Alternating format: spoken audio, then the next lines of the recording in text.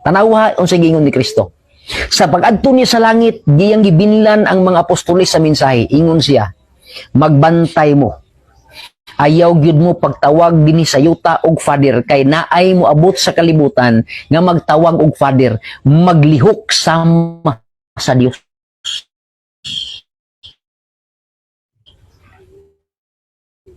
Laro kayo ninyo. Agalutbot. Inungagan na po niyang pulong sa Ginoong Kristo. Kabakakuna gini mga tawahan na. Kanang gingon din na nga ay mapagpatawag og aman hyperbole man na. Dili man na literal. Nga naman kay even ang atong Ginoong Kristo kani adto sa iyang panahon gitawag niya si Abraham nga amahan sa si Kristo. Niso nakasupak na siyang kaugalingong gisulti nga ayaw mo pagpatawag og amahan. Ayaw mo pagtawag og amahan. Si bisan kinsa nga niya sa kalibutan. San Pablo.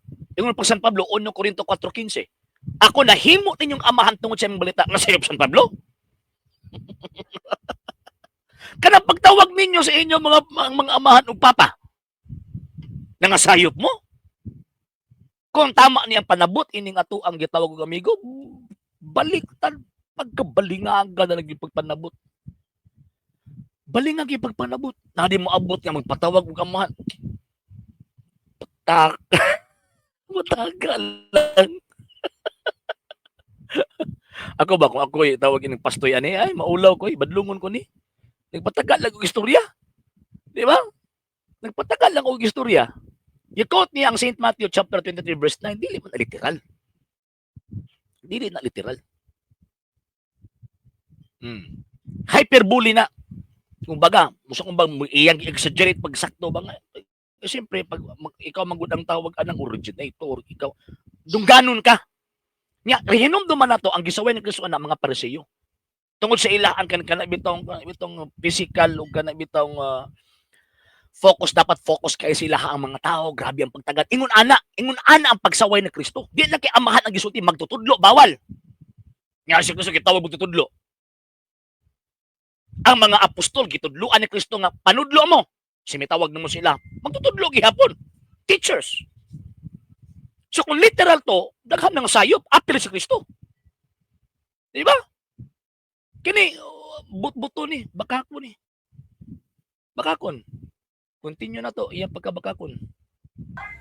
Laro kay Nation. Karon, kay patayon man sa mga Romano ang Christian nga nagsunod sa tinuhan ni Kristo. Asa man nanago ang mga Kristohanon isuon ko nga mga sumusunod ni Kristo. Walay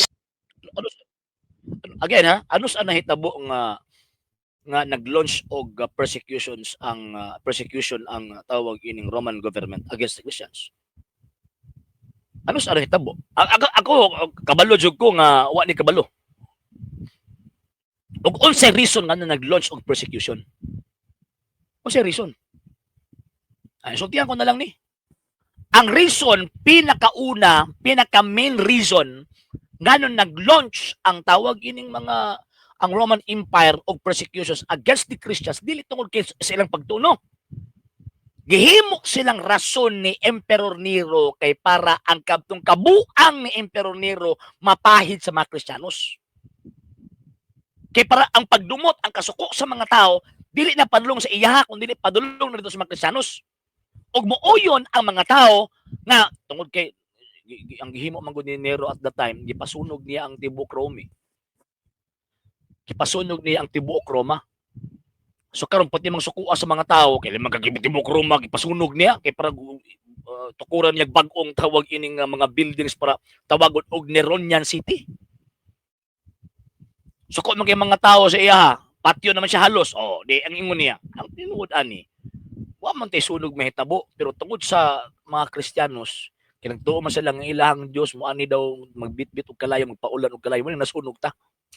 Ingon ana ang nahitabo. Way pakialam ang Roman Empire sa faith sa mga Kristiyano at that time kanang sa panahon nila ni kuan sa panahon nila ni panahon after or tawag ining 10 years or isa ka dekada after sa Kristo namatay. Way pakialam ang mga Romano. Way pakialam ang mga Romano nya pagkahuman kabut-buton lang gini mga tawhana gyud. Believe ko sa pagkabut-buton. Sa hindi pa po nakapag-follow sa mga pages po natin, i-follow nyo po yung mga pages po natin, RJ Horolanciano II TV, Apolia Punto Argumento page, Kuya Apologies TV page, and RJ's Vlog 2022. And pwede rin po kayo mag-send po dyan ng Facebook stars. And also, sa ating po mga channels, sa hindi po nakapag-subscribe, subscribe po ninyo yung mga channels natin, Dalay Catholic, Apologies International Official, RJ Sano II TV, Kuya Apologies TV, and Barrio Kawayan Religious Forum. And pwede rin po kayo mag-send po dyan ng super sticker, super chats, and super thanks. And maraming salamat po sa mga kapatid at mga Katoliko na always pong tumutulong sa programa po natin. Maraming salamat po. Nang dahil po sa tulong at suporta po ninyo, ang programa pong ito, until now, andito pa rin po sa social media. And until now din po, nangangailangan pa rin po tayo sa tulong at suporta po ninyo dahil wala po kayong magagawa rito mga sir, mga ma'am, kung wala po yung tulong at suporta po ninyo. Sa gusto pong tumulong, sa gusto pong sumuporta, pwede po ninyong ipadala ang tulong at suporta po ninyo sa pamamagitan po ng ating mga account numbers dyan po sa ating pong screen. And pwede nyo po kaming i-message sa ating pong page kung via remittance po yung papadala po ninyo. Maraming salamat po in advance.